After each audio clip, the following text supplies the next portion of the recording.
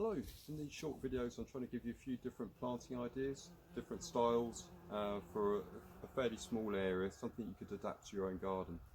I've got an area laid out behind me which is 2 metres wide by 1 metre 20, so that's 6.5, 7 feet by 4 feet. So suitable for a small garden and could easily be expanded out on a larger scale. This style I've got behind me I like to call hardy exotic. A lot of us with more modern gardens, decking, modern materials, are looking for something less twee, less traditional looking, and I think this fits the bill really well. So by this I mean, in my mind, exotic, I'm thinking of bold leaves, different contrasting shapes. It needs to have a strong evergreen element, a background of green, and for me, I think I like strong colours coming through it, and that's what I think has been exotic.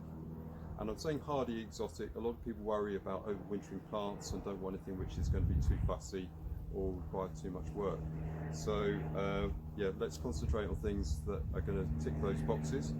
Let me show you what I've laid out here now, and then there's a couple of ideas of how you could adapt that for your own garden.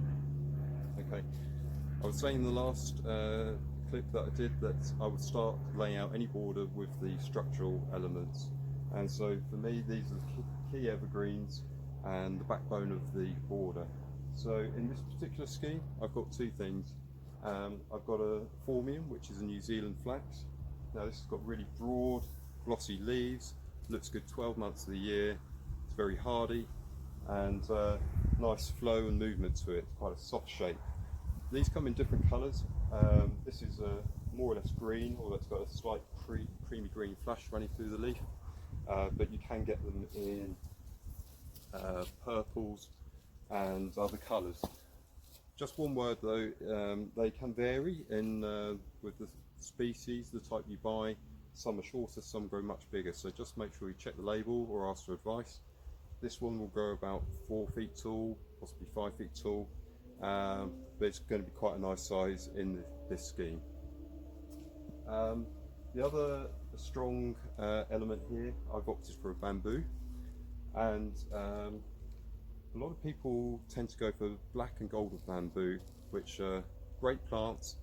My only concern sometimes when people take them is they realise they do get quite bulky, they spread, and so what I've gone for is a Fargesia, which are a lot more delicate, more controllable, and are better in a smaller space, I would say. So this one, and I'll probably pronounce the name wrong, is Zhu Zhao, and the nice thing about it is canes, the new canes come through a real rich red colour, which is a nice feature. They get caught by the sun and it really glows. It's a beautiful thing, and it's got quite a fine leaf, so it's quite delicate. That will grow up to about 3 to 4 metres tall, so it's smaller than many other varieties. Okay, so that's Fargesia. What you might want to do, if you want to push the boat out, you might want a real strong feature plant, and something I love is the Chusan palm, which is called Trachycarpus, and it's a very hardy palm tree, taken down to certainly -17 or possibly even colder than that, so well suited to our climate. So I'll just show you that.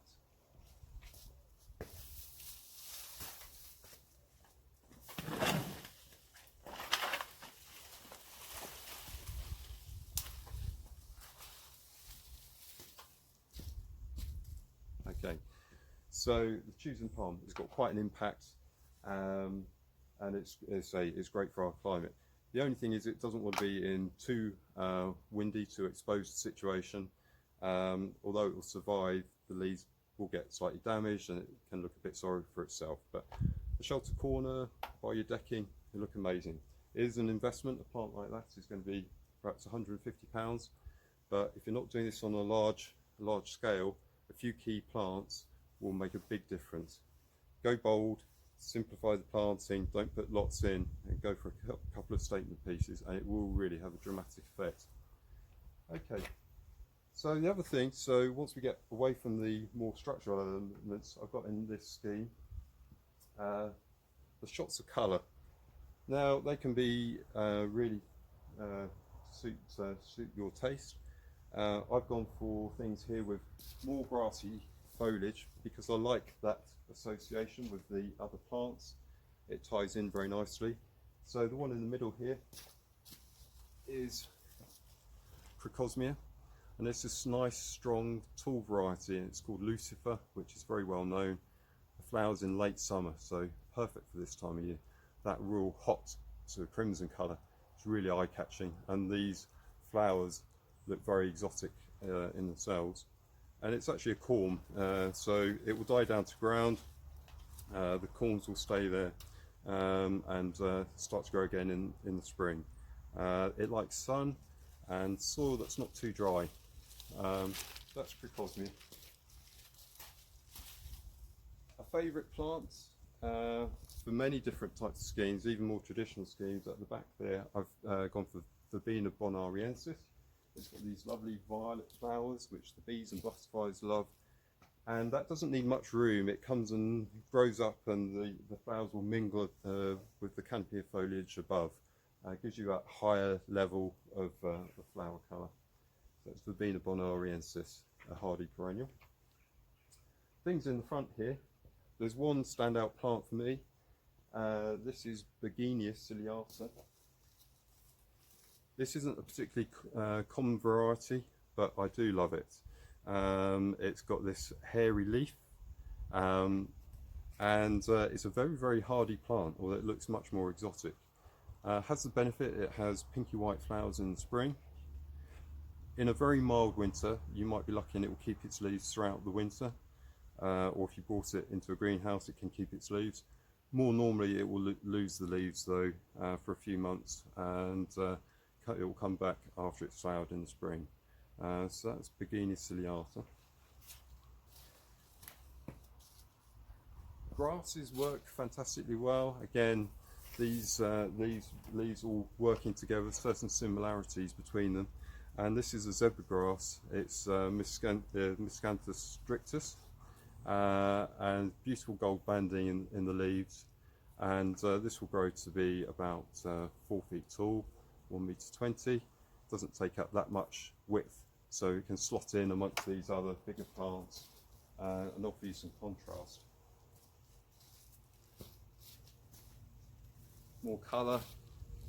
This time of year, I absolutely adore Kniphophias, the red hot pokers. There's lots of varieties, some which will flower quite a lot earlier in the summer, but for now, this one called Fireglow, that colour, that tangerine orange, is absolutely beautiful, really eye-catching. I think it's important that these schemes do have a good amount of evergreen. So I said we've got the Phormium, we've got the Trachycarpus. I've gone for 3 Carex on that bottom corner. Carex is another grass, and they're evergreen, hardy, very easy to grow. Some are silver, white variegated. This one is a slight yellow and green. This is Eversheen, really glossy, soft leaves, really nice at the front of the border.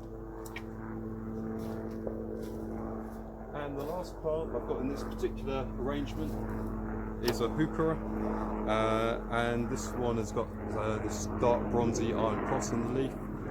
Again, nice edging plant, evergreen, so something all year round to look at. Okay, so that's one possible arrangement. Any one of these elements really can be substituted with something similar to suit your needs. We've already swapped the Chusson palm. We could swap perhaps something in the middle, but looking for a similar mass of foliage. Something like this could look really nice. This is Euphorbia mellifera. It doesn't want to be too cold or too exposed, but in most back gardens where it's reasonably sheltered and reasonably sunny, this would do very well. So this is Euphorbia mellifera. We've grown quite a number of these in smaller pots, so not too expensive to buy, £6. This year, this time next year, this plant will be as good and big as that one. I'm making a nice filler in a border like this, up to about 1.20 m. It's evergreen. The perennials you put in, sometimes you would think of them as cottage garden plants, but if you're selective with what you go for, they can really add something special. It works very well. For example, this is a campanula. This particular variety is called Sarastro, and it's got a lovely leaf which I think works in the exotic scheme. It looks quite exotic, nice big, these toothed edges look really nice, and then it's got the bonus that it will come up with deep purple tubular flowers around about 18 inches, 2 feet tall. So have a look through all the cottage garden perennials, and you'll find something which will work for your colour scheme, particular flower colours, leaf shapes, but go bold. Big leaves work really well. Talking of big leaves, hostas can work really well. This is a variety called Sum and Substance. Again, we've grown a lot of this year. I love it. It's got leaves the size of dinner plates. They'll get much bigger than this next year. This variety will grow in sun or shade. If it's in the shade, the leaves will be more of a lime green, whereas in the sun it'll be more of a golden colour. It tends to be more slug resistant than many varieties because it has quite a thick leathery leaf. So this is a really bold leaf which could work well at the front of this border. Another plant which I really like, good edging plant, something different, Pittosporum tabarinana. So it's a low growing Pittosporum, beautiful leaf, evergreen, makes a nice cushion, spreading sort of 2 or 3 feet wide, not very tall, about 18 inches tall. Lovely shape, lovely green. That's a Pittosporum.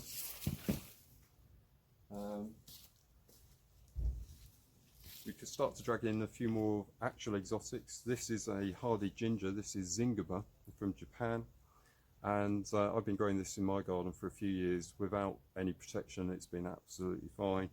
It grows to be about 3 feet 90 centimeters to a meter tall, and I just love the fresh green leaves. Dies down in the winter, comes up in the spring. Does have flowers at this time of year, which I used in miso soup. Apparently, I've never had the soup, but that's what they use. So an interesting plant, but yeah, I'd grow it for the foliage. And last couple of things I'll show you. Things we're growing. Dianella. These are from New Zealand. Really tough, hardy plants. Evergreen. Got this nice variegated one, and a plain green one. Tas Red and Destiny, the varieties are, which will only grow about 40 centimeters tall. Give you that grassy leaf, tough, good edging. So one on its own, or be bold, plant a swathe, and they'll look fantastic. Okay, probably spoken for too long. You might all be asleep by now, so I'll call it a day. But a few ideas for a hardy exotic border. Hope that helps. See you soon.